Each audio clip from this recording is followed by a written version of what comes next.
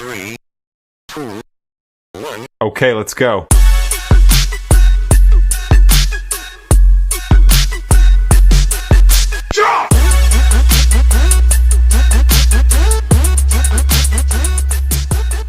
Hi everyone, God bless you guys, and welcome back to the Backyard of Faith. So today we have a lovely guest today, my best friend, Hi. Jeanette. And we're gonna be talking a very interesting topic that I don't think it's talked about a lot nowadays. And the title for this topic today that we're going to talk about is Light in the Hallways, Walking with Christ as Public School Teachers, that's what we are. So Jeanette, let them know how long you've been teaching. How do you become a teacher? What was it that made you want to be a teacher? Okay, so again, hello, my name is Jeanette. So what made me become a teacher? When I was a kid, at that time, I had 3 nieces, and I basically loved being like the mom in the group. So I had 3 nieces and a twin sister, and I was the one who cooked for all of us. I was the one who was the teacher, so I used to, okay, everyone sit down and we're going to learn about this today. So that's what really inspired me to become a teacher. And then how long have we been I've been doing this teaching now? for 8 years. This is my 8th year. 8 years. So my very first year, I did teach kindergarten, and my 2nd through 8th year, my current year right now, I've been teaching 2nd grade. So for me, it's been 9 years, and we teach at the same school. So it's amazing, and it's important to have that person that you can talk to at school, because it's a lot to be a teacher. So it's been 9 years, and I've taught pre-K, 1st grade, 2nd grade, and now I'm currently in 3rd grade, and it's amazing, and I love that grade.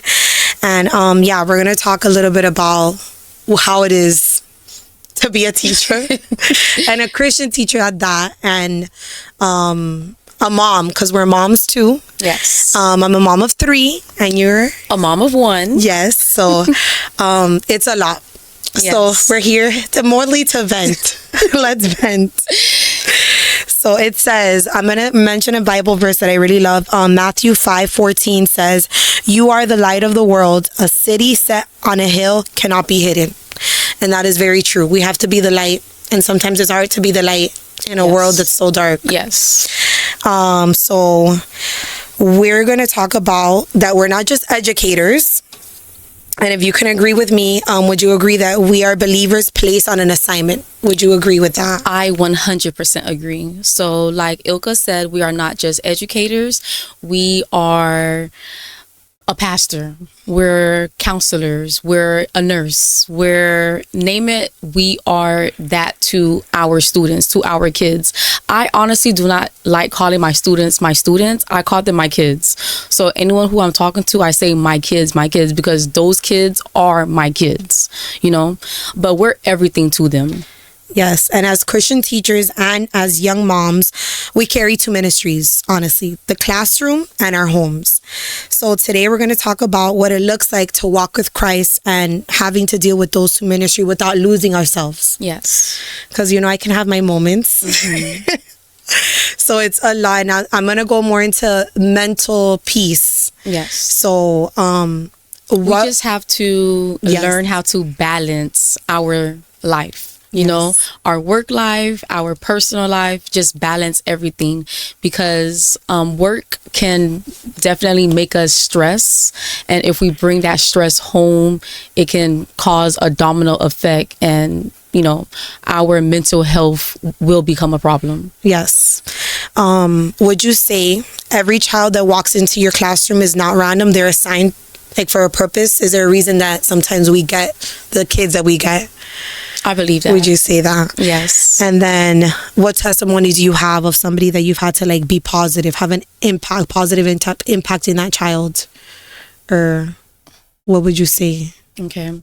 So currently I have a student right now in my class. He have a very hard life. His home life is not the best. His parents are basically homeless, which make him homeless. They're living in their car.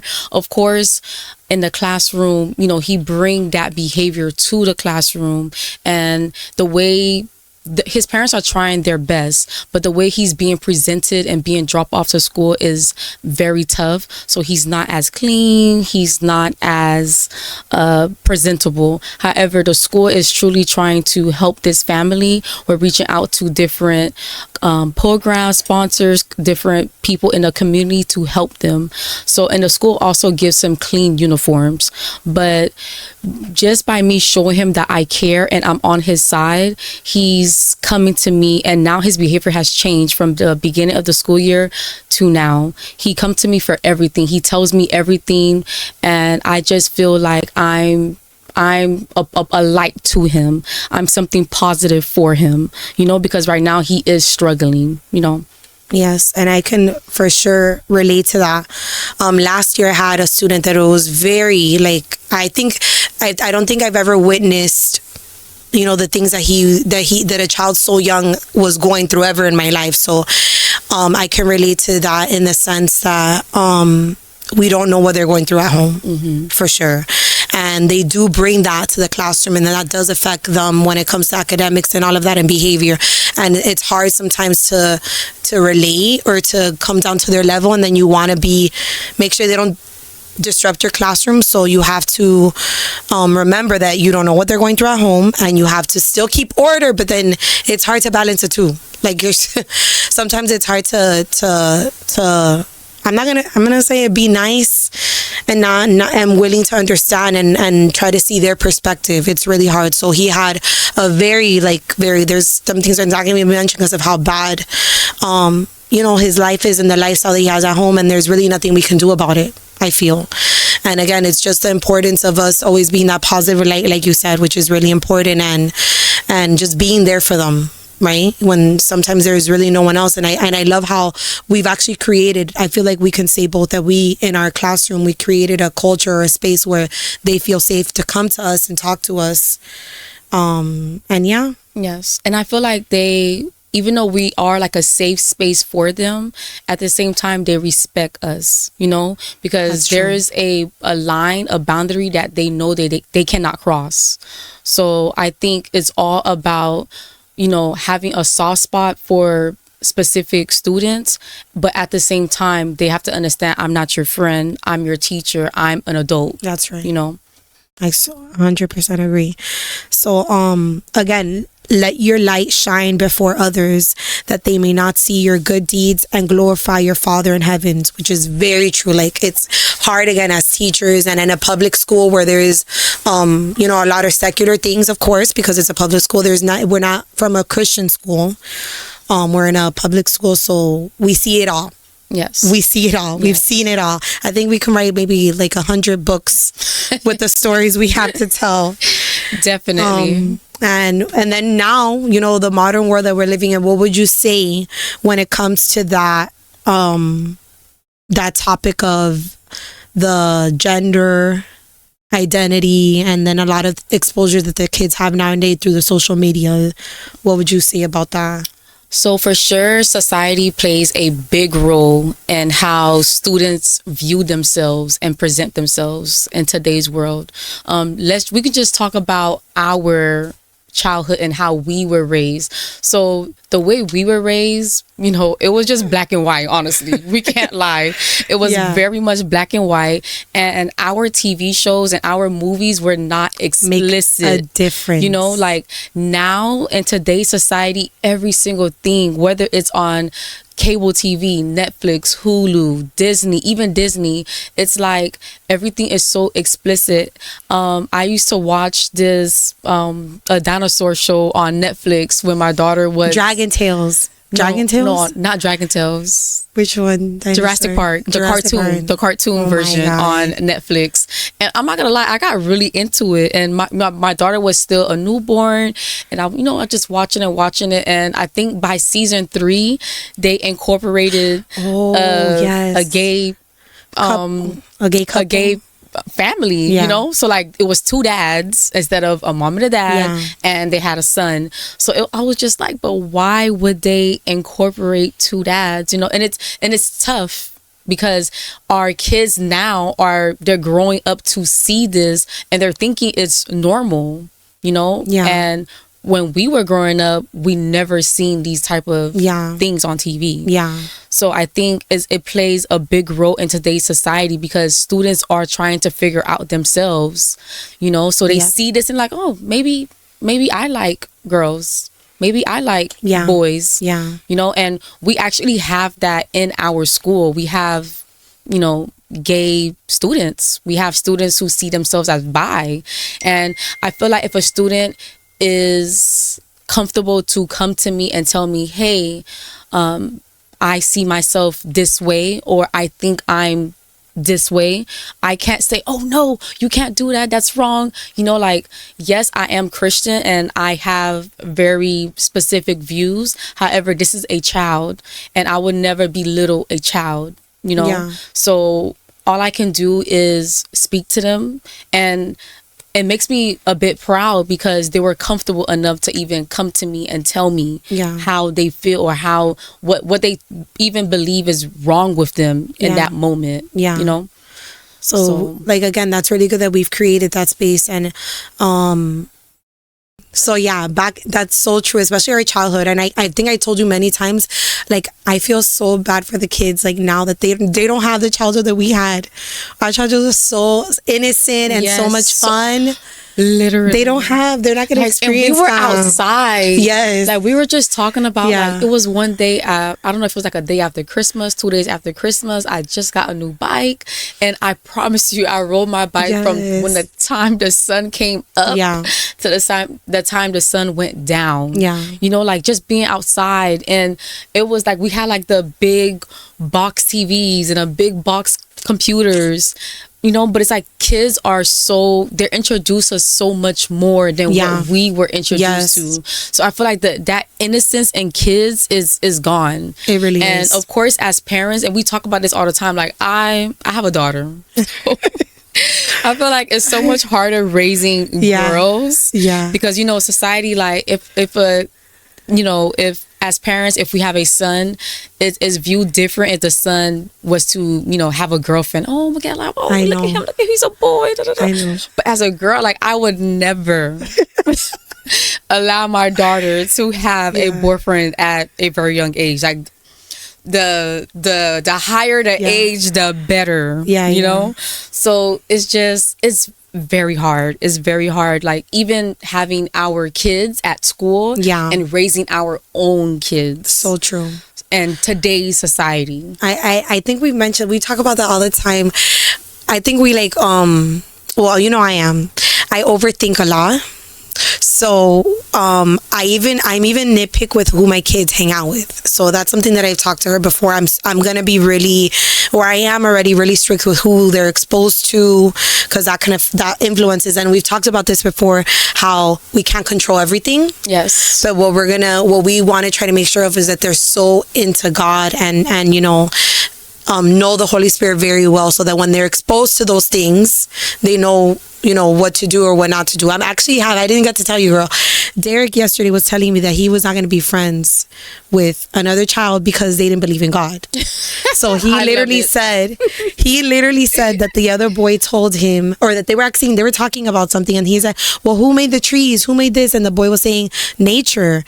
And he was like, no, God made this and God created that. And he was saying how, he was saying, well, then who made God? He's like, well, it was that two planets, they got together, they crashed together, and that's how it was made. The boy was telling my son this, and then my son was like, no, like, that can't happen. Like, you can't do that anymore. And I'm telling you, I was just so happy that he's already so young, like, with his conviction on his faith.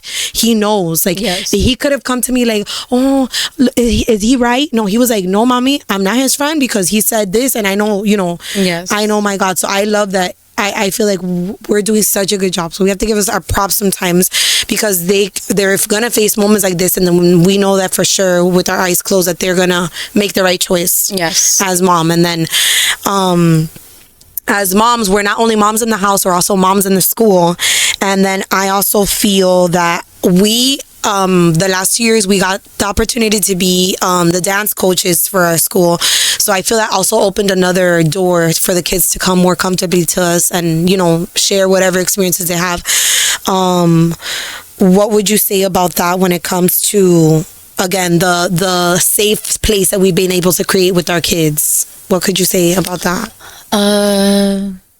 I think it's a beautiful thing, honestly. Yeah. And like I mentioned earlier, I think it actually makes me proud. It makes me happy that, We're kind of like the cool comfortable. teachers. Yes. I think we are We're the cool popular teachers. like they're like, Yeah. oh hi miss, like, so it's like it feels good. I can't lie, it feels really good for kids to be able to feel comfortable to come to us. I think I experience this every single year. A few months ago my birthday just passed, and it just felt so overwhelming how much gifts my kids actually have their parents buy. Yeah. Because of course our kids don't have money to buy us gifts, but they actually told their parents, mommy, like my teacher birthday is coming up, like I really want to get her this. Like they even asked me for my favorite color, my favorite candy, That's so nice. chocolate, and they actually bought it for me. Like even the day where all my students were buying me were bringing in gifts, the office called me and it was like, hey, can you send Timmy down? And I'm like, okay, I'll send Timmy down. So I sent Timmy down and Timmy came back with a gift. So that made me proud, because that means the mom dropped her son off, went to the store, came back to the school to give him the gift to give to me. Their ways. That's so nice. like she really went out her way to make sure that I did receive a gift. So I think it just shows that we're actually their first home. For sure. They're with us way more throughout the week than they're with their parents. Some of them, by the time they get home, it's already 4. The majority of our students, by the time they get home, is already 7, maybe. We have an aftercare program. So the aftercare program ends at 6. By the time they get home, it's probably like 6:30, 7. So we're basically their home away from home. Yes. So talking about how amazing these kids are, would you agree with me that one thing that makes teaching really hard is not the kids but the parents? Yes. What is harder? Yes. What is harder, the kids or the parents? What would you say? That's tough. It's tough. That's tough. I would say 50-50. 50-50? It depends on the situation. Or the child. Or the parent. So I've had some very tough parents. But in some situations, I would say the parents, only because parents truly believe that teachers are supposed to work miracles. Yes. That's true. And again, I'm a 2nd grade teacher. So it's like, honestly, by the time your child gets to 2nd grade, they're supposed to know their alphabets. Thank you. They're supposed to know. It's not said enough. Their letters, the letter sounds, very basic words such as the, cat, and I have students who do not know these words. So it makes me question, what is being done at home. And yes, we do have a lot of our students that come from other countries.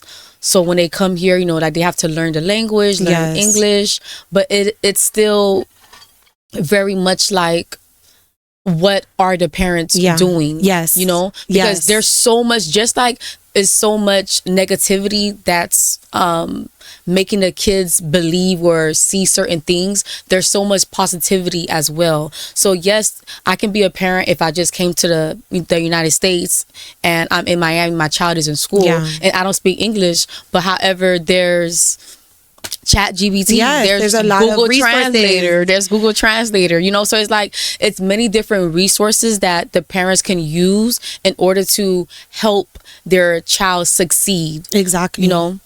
And it's they put a lot of unrealistic expectations that they think that it's the teacher's job. Yes. I'm going to be honest, I taught my kids how to read. I taught them how to read. So you have to, there has to be a balance with, okay, my kids go to school, but what are you doing at home? So not only academic, would you say also nowadays, parenting nowadays are lacking discipline and structure and emotional grounding? Would you say 100%. there's barely, I would say the structure is what makes or break or is how do we say, like a miss or hit when it comes to the behavior of the kids? Yes, I agree. There's no structure. No structure. And honestly, believe it or not, I have some of my kids who they don't even know how to say thank you or please. Yeah.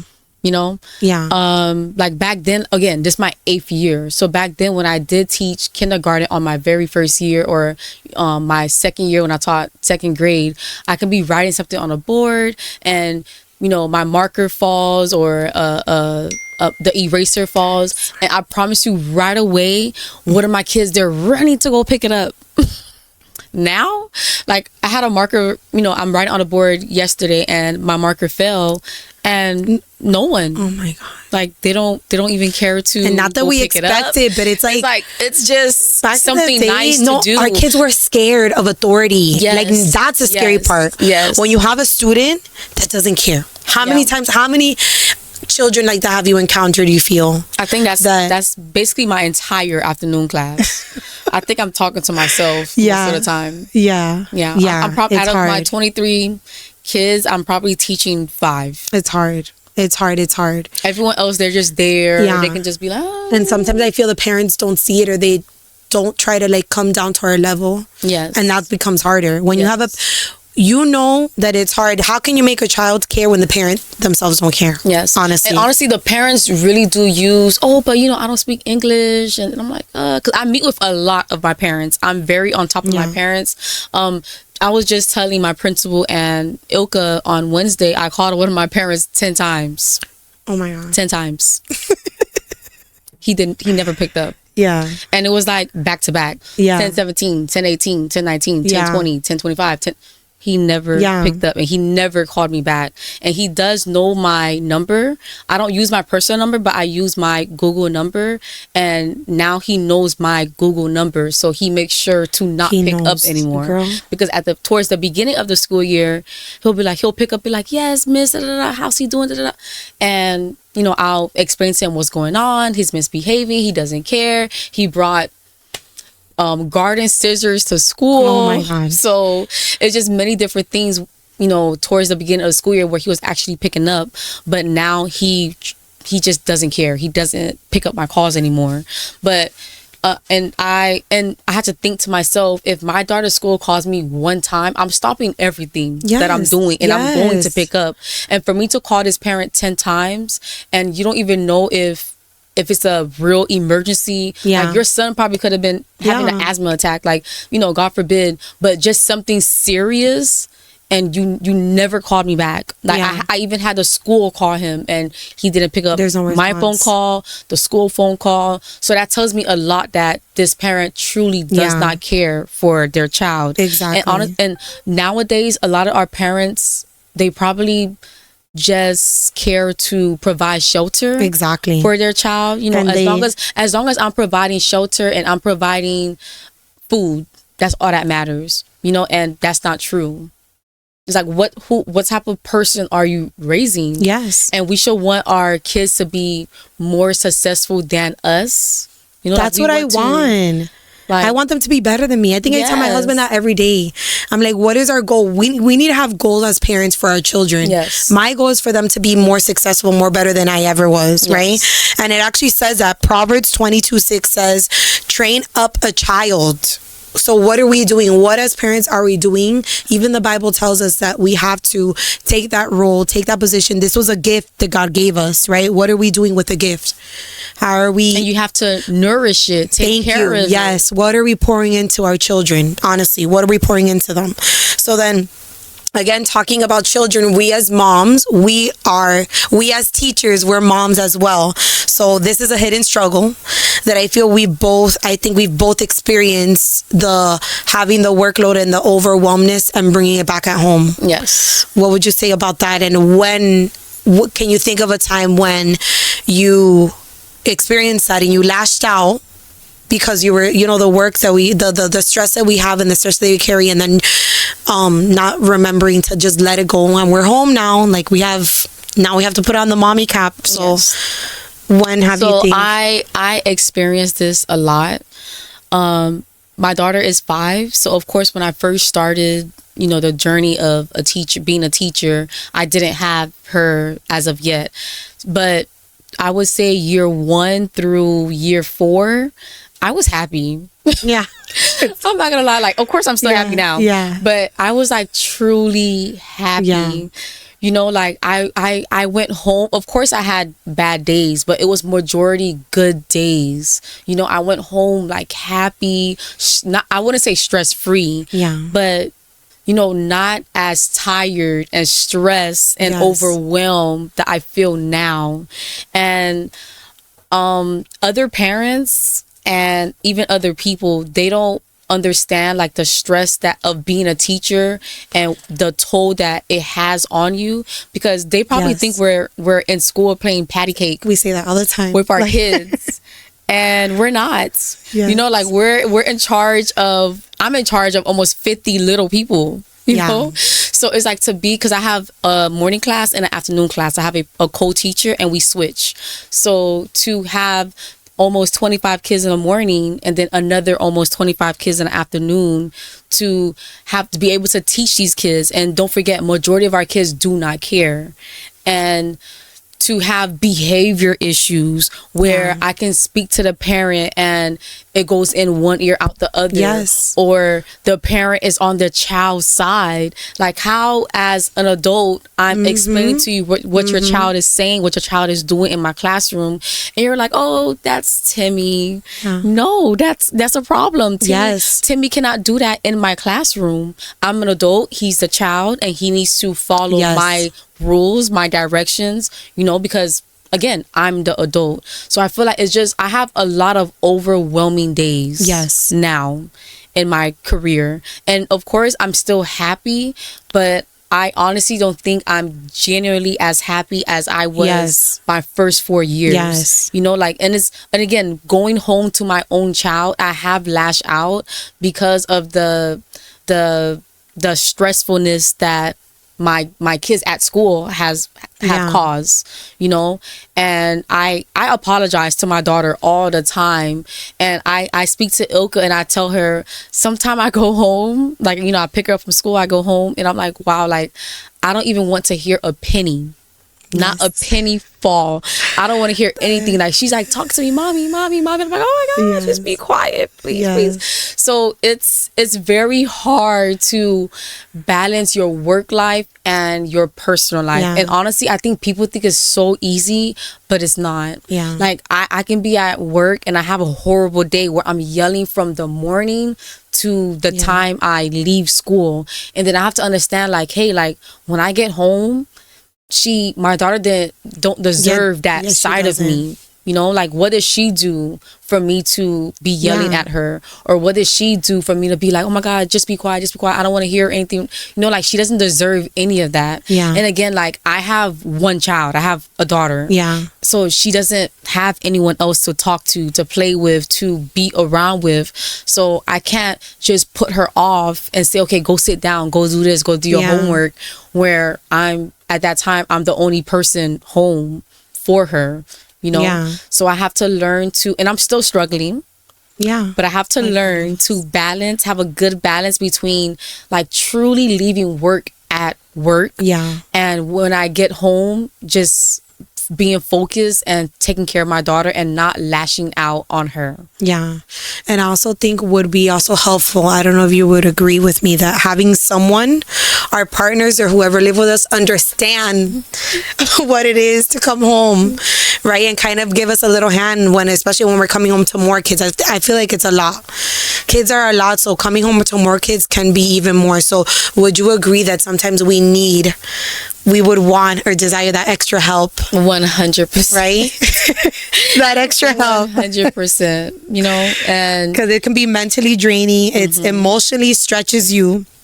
And we're also carrying the weight of our other kids. yes. Like we're carrying the weight from our students. We call them our kids because they literally are our kids. But it's like we deal with all the problems and thing, and then we're dealing with our own, having to deal with 20 other lives of problems to then deal with our own and our own 1 and 3 children. And So, again, like some of our kids, you know, even at our grown age, like Yes. they experience Yes. so much more than what I have ever Yes. witnessed, experienced. Yes. So like we have to, the saying is don't judge a book by its cover.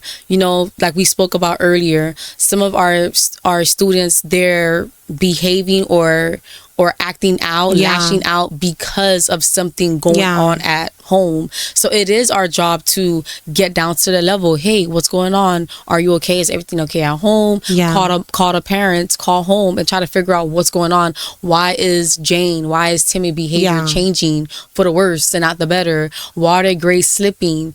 So we have to care. It's just like she said, like Ilka said, it's just hard to focus on our school life, our work life, our personal life. It's just hard because, and we're mothers. So we have a heart and we truly do care for kids. So of course we care about our kids' issues and problems at school. Exactly. And then our own personal lives. So with that being said, we have to understand and remember that our first ministry is our family. Yes. And always remembering that, and everyone out there, your first ministry is your family, and always putting your family first is the most important thing. It does say in the Bible, Proverbs 16:32 does say, better a patient person than a warrior, one with self-control than one who takes a city. So that goes for every mom out there. You could do it. So it also says, come to me, all of you who are weary and burdened, and I will give you rest. Again, us always remembering, keeping Christ in the center of it all, and whatever struggles we go through, and you would know, because she knows. And that's something I had mentioned before. You need that person as a teacher. You need that other bestie to help you, because I've gone through my mental breakdowns, I would say, and you need someone there to help you and know that it's okay. And what would you say to a mom right now, or a teacher right now that is going through some type of mental breakdown? And what would you tell them right now? I would say, like you said, always keep God first. That's the very first thing. The second thing I would say is that it will get better. We have to understand that in life, we're not perfect, and our lives will never be perfect. There's going to be ups and downs, and I think a lot of people just expect good days, but no, you're going to have bad days, and it's okay to have bad days. I just read like a quote. It said, your bad days are not your everyday. That's true. Your bad days are not your entire life. Yes, we have bad days. However, good days will come. Yes. And it sounds so cliche, but good days will come. And I honestly try to be a very positive person. Like many people, they'll never know the struggles that I personally go through, because for one, I don't share them, but for two, I keep it between myself and God. They say, like, give everything to God. We can't handle everything. However, God can handle everything. So give it to Him. He will take care of everything for you. So just again, it sounds cliche, but try to be positive. Stay positive. That's very true. So when it comes to encouragement in the secret place, it says in Matthew 6:6, but you, when you pray, go into a room and close the door and pray to the Father who is unseen. Literally what you just said. Yes. It's us leaving everything, all our burdens, all our troubles in Christ. And as teachers and as mom, it's hard. It's not easy. At all. So it's remembering to just leave it all at His feet. And again, remembering that this momentary struggle is just momentary, right? It's this too shall pass. So, do you think there's power in prayer? 100%. Would you say 100%. There's power in prayer? Yes. And especially, do you think it's important as Christian teachers, and any Christian teacher out there, do you think it's important to pray for your kids and for your classroom and things like that? Yes. And what type of impact could that make? Okay, so there's definitely a power in prayer. You could be having a bad day, you can be having a bad moment. However, the moment you pray, it's like a huge sense of relief is lifted off of you, and you're like, it wasn't even that serious. Like, I feel so much better. Like even going to church on Sundays, you probably had a bad week, and don't forget, Sunday is the first day of the week. So like it's just a set a reset, you know, and you go to church, you pray, and you never know that the pastor who's preaching that what they're preaching about is for you. That message is for you. That's you know, right. so just receive it and reset it, and you say, okay, this week is going to be a better week.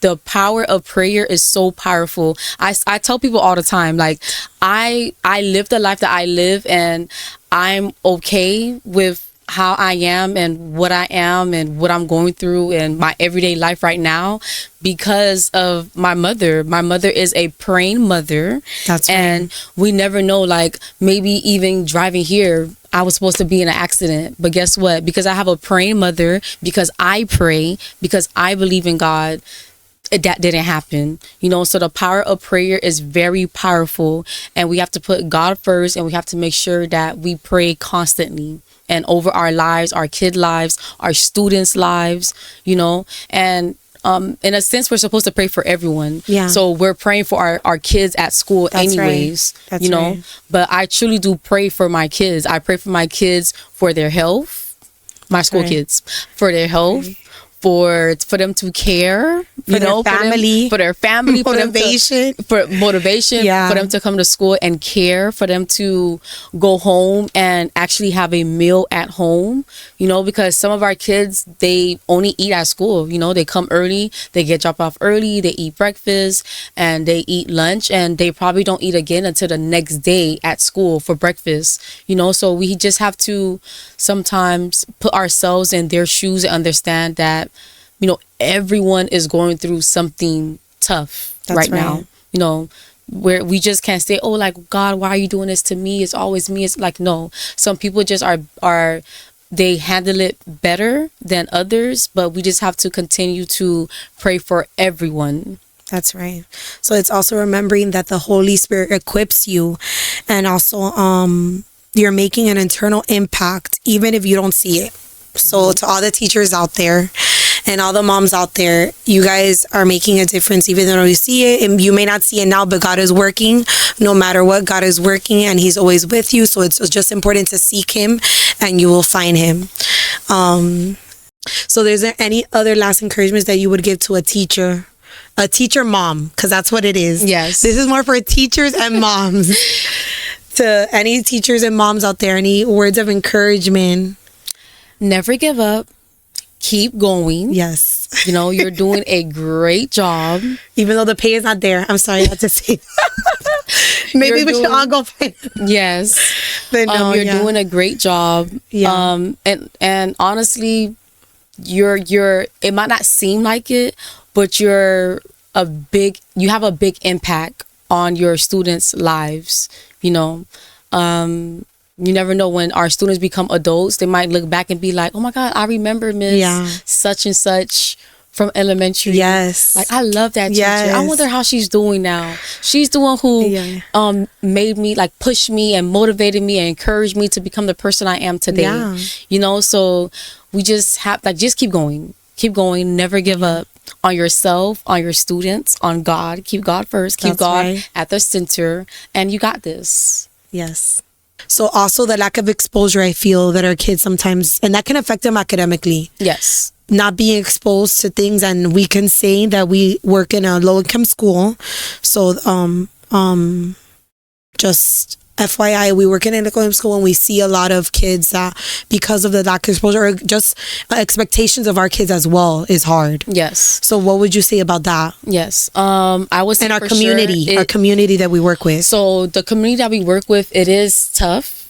Again, I feel like because of there's a language barrier for sure, and I think that our parents are our parents are actually raising their kids how they were raised. Yes. But we have to understand that sometimes it's okay to raise our kids differently, you know. So we do work in a school that is mostly Haitian populated. Yeah. And I'm Haitian myself, and growing up, it was the 3 L's for us. So Yeah. it's L'école, l'Église, Lakai, which is school, church, home. Yeah. And that was my life. You know, Yeah. if I didn't have my older siblings, thank God for them. But if I didn't have my older siblings to expose me and even take me to the park, Yeah. you know, take me to the park, take me to Disney, take me to DC, take me to anywhere, Yeah. restaurants, you know. So if it wasn't for my older siblings to have me experience different things, if it was just up to my parents, I wouldn't never, you know, experience many things. Yeah. And I think a lot of our students are living that life. They're living, hey, if you're not at school, you're at church. If you're Yeah. not at church or school, you're home. Yeah. You know, and I could be reading a story about dolphins, and you know, They they don't know about dolphins. Yes, I have kids that never been to the beach, so They never been to the. No, Yeah. I have kids who never been to the movies. yeah. I have kids who So never been to it's- the movies, and taking your child to the movies is like, it seems so small, but in certain communities, Yeah. it doesn't happen. Yeah. And would you say, like, do you feel an obligation to give them those experiences as a teacher? I really Sometimes, do. Yes. So right? we and it's hard. Because you know, like the purpose of school is to learn. Yeah. So we're not like, oh, come on, let's go on Yeah. 4 field Yeah, trips yeah. in February. You know, like we Yeah. can't do that. I would love to. yeah. But so we do try to take our kids on as many Yeah. field trips Yeah. as we can throughout the school year. Yeah. Even bring them honestly treats. videos. I bring them Videos. treats and you know, like different foods from different cultures. Yeah. And I'm really good with like videos and having them play certain games and just you know, showing them that Yeah. there's more to life Yes. than Yes. Lego Yeah. leggies like Yeah. you know, like it's more to life than the Yeah. 3 L's. Yeah. It's you know, so true. So yes. Yeah. Okay. So thank you for joining us today at the Backyard of Faith, and don't forget to like, comment, and share. See you guys later. Bye. Bye.